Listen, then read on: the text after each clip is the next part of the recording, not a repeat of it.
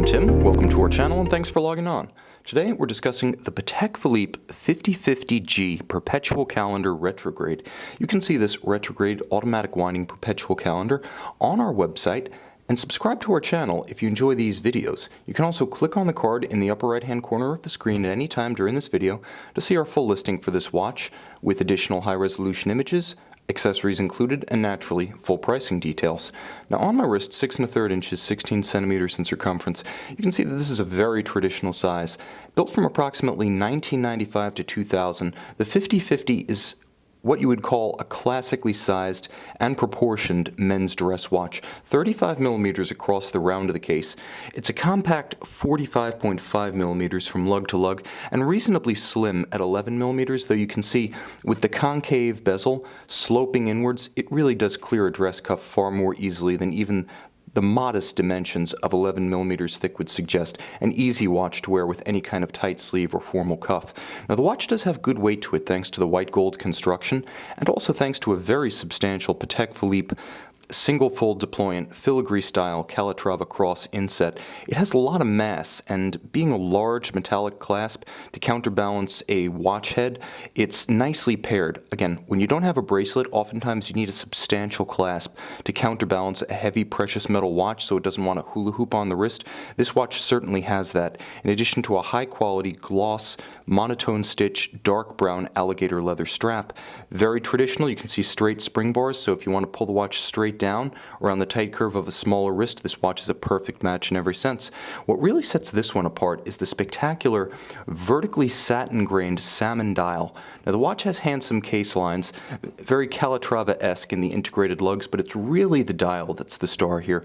Let's start with the obvious. It has a pinkish salmon tone, and I don't know if you can see in the soft light of my light box, but it has a beautiful vertical grain to it like brushed metal, and then there's also the nuance of the late sigma dial. At 6 o'clock you can see Swiss is signed with Greek letter sigma on both sides. This was something that started in the early 1970s at the behest of a Swiss precious metals trade group, and it was phased out in the late 1990s. Patek Philippe was one of the last adherents to this signage, and it simply means that the dial itself features white gold elements, in this case all of the polished stick style indices, although the leaf style white gold hands at center are also polished precious metal.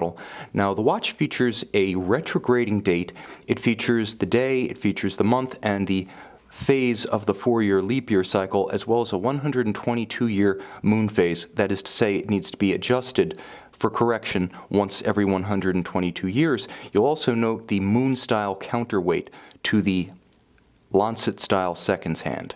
Now turning the watch over, we see the caliber 315 based perpetual movement. Now in this case we're looking at a caliber 315, follow me here, QP for quantième perpetuel, R for retrograde, LU for lune, so it's got a moon phase, and S for seconds.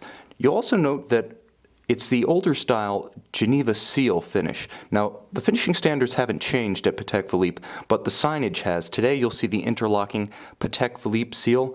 On older watches, you'll see the Geneva hallmark, as you can see on the bridge just beneath my thumb. Both beautifully finished. They're essentially equivalents from a workmanship standpoint, but some romanticists and traditionalists like myself prefer the older signage for sentimental reasons. You'll also note beautiful Côte de Genève across the bridges. You can see linear on the bridges to good effect and circular on the winding mass. All of the bridges have beautiful anglage so that the edges of the bridges are rounded and mirror polished. And of course, all the screw heads are polished with chamfered slots. Now, it has a power reserve of approximately 40 hours, and it has Patek Philippe's signature Gyromax free-sprung balance for precision. The 315, the predecessor to the caliber 324 used today, has a slightly slower beat rate, a little bit more of a traditional chug at 21,600 vibrations per hour. This is a handsome, traditional, and quite frankly rare example of the Patek Philippe Perpetual Calendar Retrograde. The vast majority of the 5050s themselves estimated to number just over 1,000 total production, but the vast body of that is believed to be yellow gold and rose gold, with very few being rendered in white gold. This example, white gold with the salmon dial, is part of a bare handful assembled, classically sized and beautifully detailed. You can see this Patek Philippe 5050 Perpetual Calendar Retrograde and purchase it on our website.